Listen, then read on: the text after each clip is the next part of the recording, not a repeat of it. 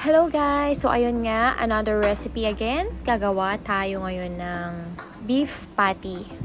Ang mga kailangan lang natin is minced beef, minced onion na sinute ko, small fire hanggang sa lumambot ito tulad niyan, 1 egg, nutmeg,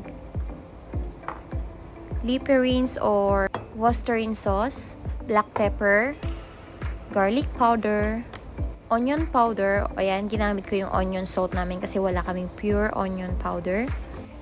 Breadcrumbs, milk, at asin.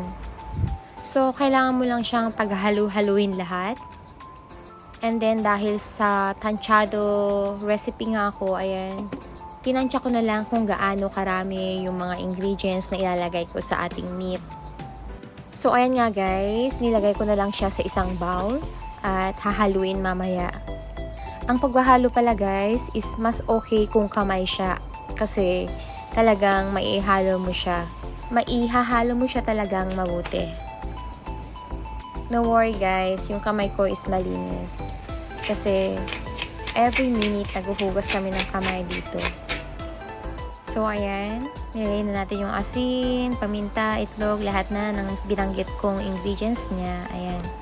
Diba, nakita nyo naman guys, gumamit pa ako ng ganyan, pero hindi siya worth it. Kamay talaga.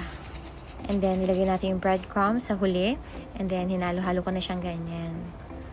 And then, gagawin pala natin siyang bilog guys. Gagawa tayo ng bilog-bilog. Ayan.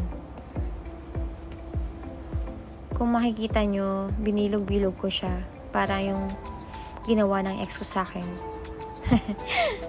Char! Ayan guys, nakagawa ko ng 11 pieces. So, i-fry na natin siya guys. Gumamit tayo ng non-stick pan and then oil. And then, binilog natin na burger patty kanina. I-flatten natin siya bago natin iprito. And then, yan na siya guys.